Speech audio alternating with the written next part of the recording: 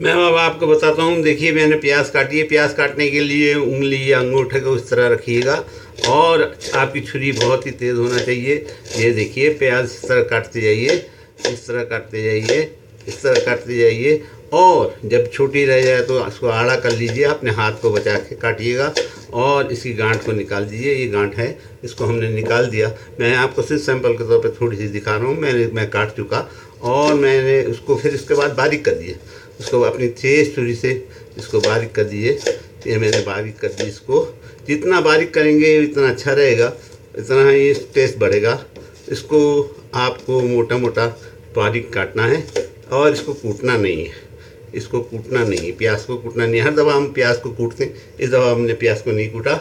मैं अब प्याज को हटाने के बाद आपको चिकन बताऊं। चिकन का ब्रेस्ट किस तरह निकालते हैं। ये देखिए ये चिकन है। मैंने ये 1100 ग्राम की चिकन ली है। ये 1100 ग्राम की चिकन है। यहाँ पे मिलती है ये चिकन सबसे अच्छी होती है। यहाँ पे फकिया की चिकन कहलाती है। इनका एडवर्टाइजमेंट मैं बिल्कुल नहीं कर रहा, लेकिन मैं जो आप यूज़ करते हैं, इस्तेमाल करते हैं, इसके ये कवर मैंने उतार दिया। उतारने के बाद ये देखिए कट मारी है गहरा। ये तेज़ छुरी होना चाहिए। कट मारा आपने, ये देखिए ये कट आपने मारा और इसको आप खींचते जाएंगे तो तमाम के तमाम ब्रेस्ट का चिकन जो है गोश्त है वो बाहर हो जाएगा। मैंने इसको कट मारने के बाद इस तरह कर दिया।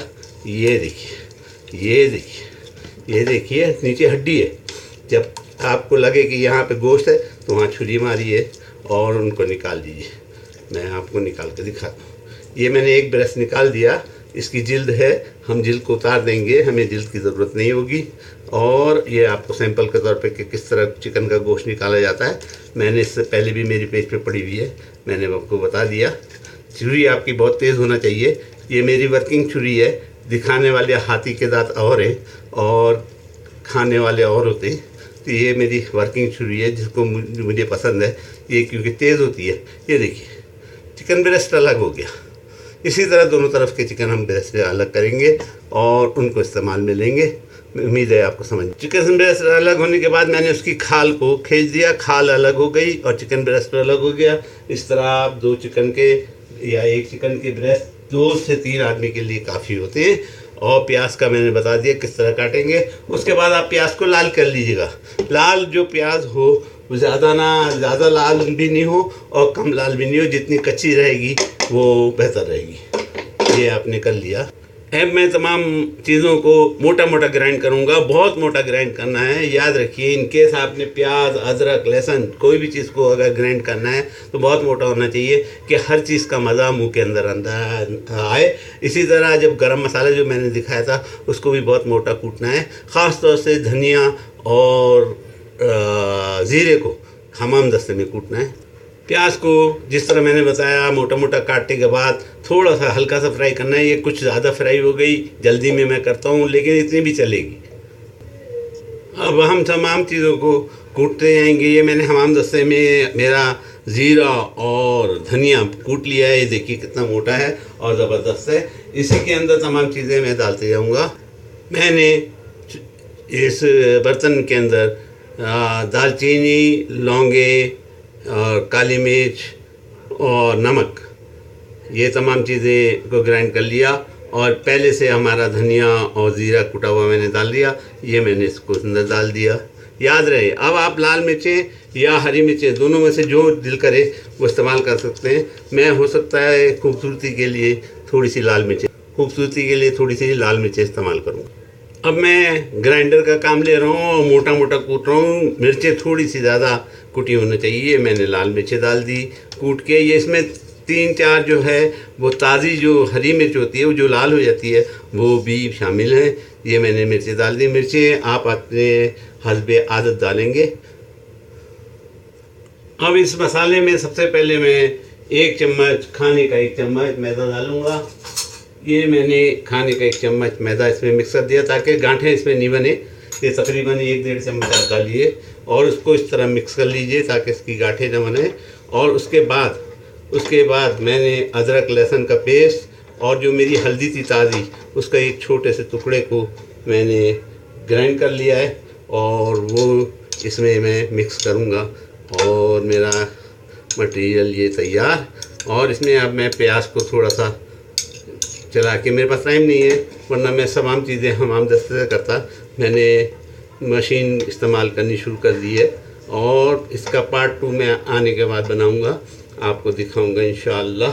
तो मैंने अब प्याज इसमें मिक्स करूंगा, इसको भी थोड़ा सा ग्राइंड करके डालूंगा। मैदे को भी मिलाने के बाद हम इसको, प्याज बहुत मोटी कुटी होनी चाहिए, देखिए मोटी मोटी प्याज है, बिल्कुल नज़र आ रही है साफ।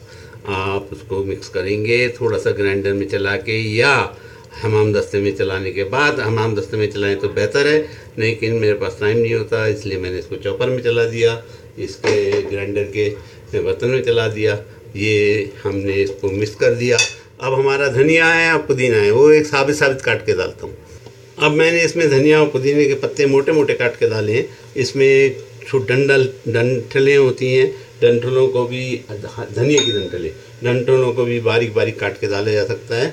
ये जो डाल दिया, पुदीने के पत्ते भी मैंने डाल चुका।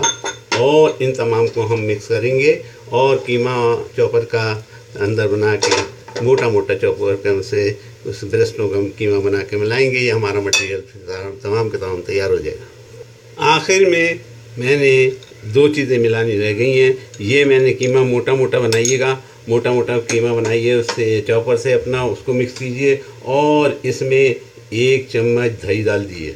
1 चम्मच दही को नहीं भूलिएगा, इससे कबाब बहुत नरम हो जाएंगे आपके और टेस्टी हो जाएंगे। और नमक का इजाफ़ा करना भूलिएगा नहीं।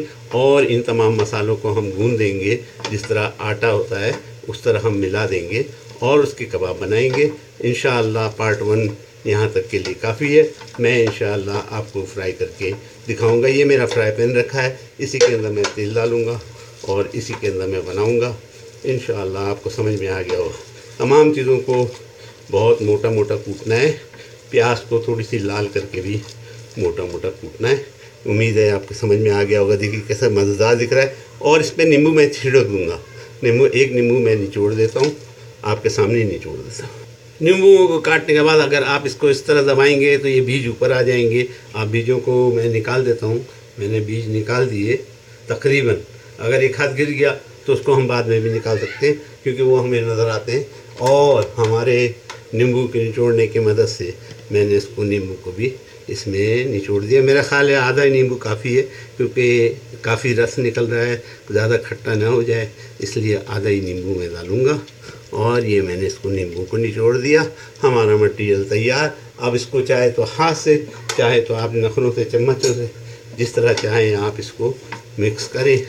ये हमारा मटेरियल तैयार हो गया। आप सिर्फ फ्राई करना इसको बाकी है, मिक्स हो जाना चाहिए अच्छी तरह, इसलिए इसको उल्टा पुल्टा कर दिए और ये तैयार।